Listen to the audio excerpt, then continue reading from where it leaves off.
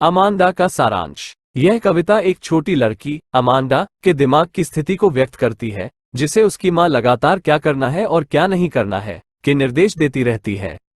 Amanda अपनी गलतियों के लिए उसे परेशान करने वाली अपनी माँ से तंग आ चुकी है। उसकी माँ उसे कंधे न झुकाने और सीधे बैठने के लिए निर्देश देती है। साथ ही उसे अपना होमवर्क खत्म करने की याद दिलाती है। छोटी अमांडा खुले आसमान के नीचे स्वतंत्र जीवन का सपना देखती रहती है। उसकी माँ को भी लगता है कि वो सुस्त बैठी है। इससे बचने के लिए अमांडा अपनी कल्पना का उपयोग माता पिता के दैनिक आदेशों से बचने के लिए करती है। वो दावा करती है कि केवल मैं निवासी के रूप में एक शांत पन्ना समुद्र है। वो अपने बनाए हुए ब्रह्मांड में, जहां कोई सीमा नहीं है, शांति पाती है। अमांडा खुद को हरे समुद्र की कोमल लहरों के पार सरकती हुई एक स्वतंत्र आत्मा वाली मत्स्यांगना के रूप में कल्पना करती है। इसी बीच अमांडा को उसकी मां का सवाल भी परेशान करता है कि क्या उसने अपना कमरा और जूते साफ किए हैं। अमांडा का एक और दिवास्वप्न है जिसमें वो खुद को एक अनाथ के रूप में सोचती है जो स्वतंत्र रूप से घूमती है, सुनहरे सन्नाटे में नंगे पांव और निर्बाध स्वतंत्रता का आनंद लेती है। वो कहती है कि वो तब अपनी आजादी का आनंद लेती होगी, रेत पर अपने नंगे पैरों के पैटर्न बनाकर। वो एक शांत जीवन जिएगी। उसकी मां की लगातार शिकायतें उसके दिवास्वप्न को तोड़ देती हैं।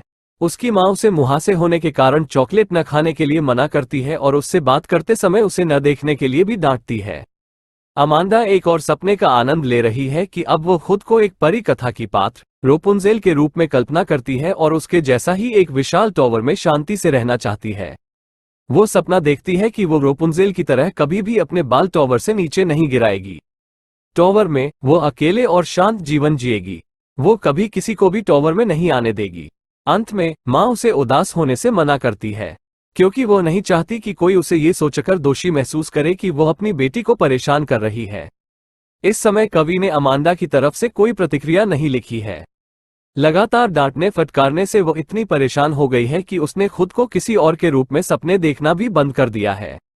वो हमेशा अपने माता पिता के लगातार उत्पीड़न और दबंगई से बचने के लिए ही ऐसा करने की कोशिश करती है। अमांडा के माता पिता को लगता है कि वो इसलिए प्रतिक्रिया नहीं दे रही है क्योंकि वो नाराज है। उसके कार्यों ने उसके माता पिता को बुरा दिखाया है और वे अपनी छवि को लेकर चिंतित हैं।